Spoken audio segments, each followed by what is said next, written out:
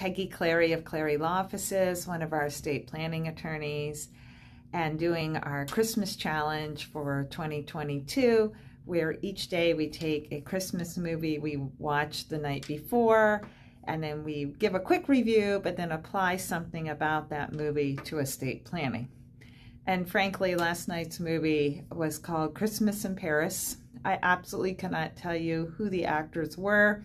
I found it on the smart TV with all those little tile apps, but I decided to watch it because I had committed to the firm challenge.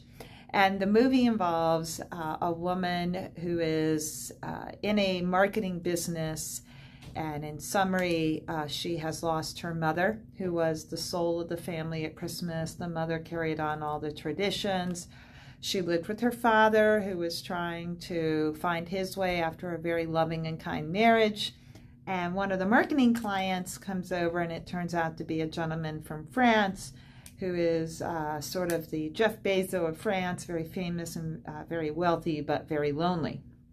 And as the story unfolds, you watch the film where he learns about her life in her beautiful town in America, and then the woman flies over to France, and as you can well expect, they fall in love, and it was scenery very beautiful.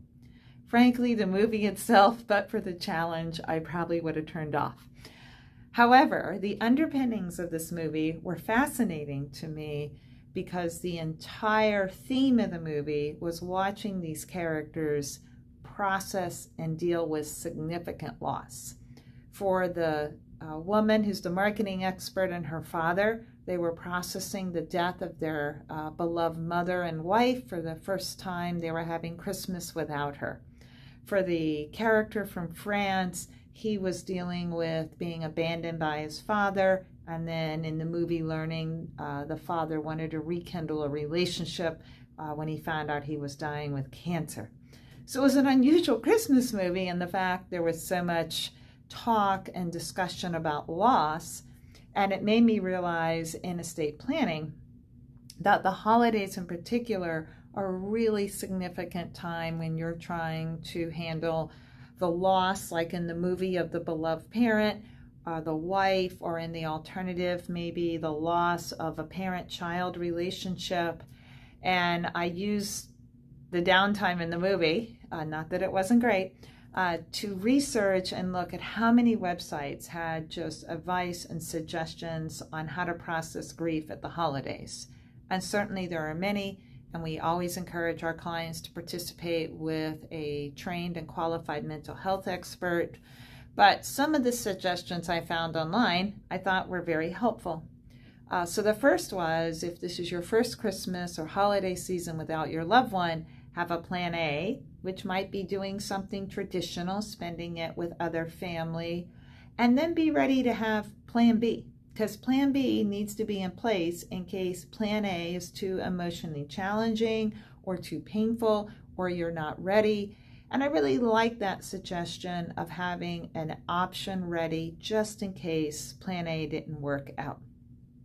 The next one I thought was really interesting was taking the time to honor yourself, because usually in the holidays in particular, people get very busy, their schedule gets very packed, and a consistent piece of advice on all these great online websites was take the time to honor you.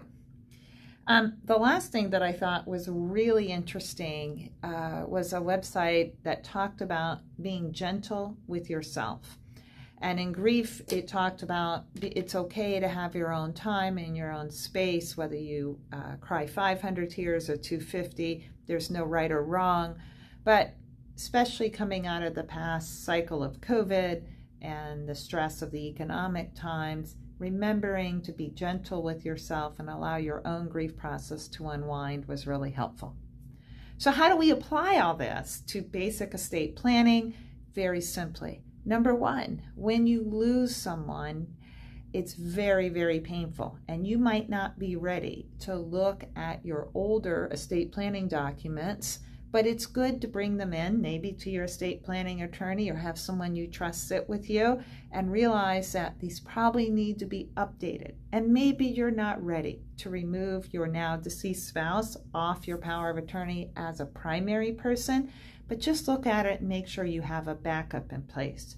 Because part of being gentle to yourself is making sure you still have people and a team in place to help you if you have a sudden crisis where you can't make your decisions. The second part of the review I liked online was having the plan B in effect. So that plan B is, what should my documents say? What should my trust say? What can my will say?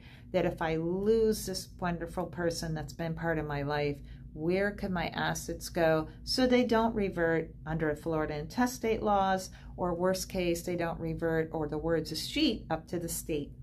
So remember, for this holiday season, to be kind to yourself, be gentle, have a plan A and a plan B.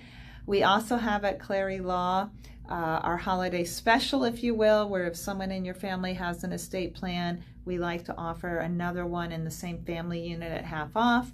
That is a great gift to give and also helps your family take care of each other and be a really nice but unusual holiday gift. And lastly, why Christmas in Paris kind of thumbs down for maybe acting, but the themes of it were really worth the time I spent with it.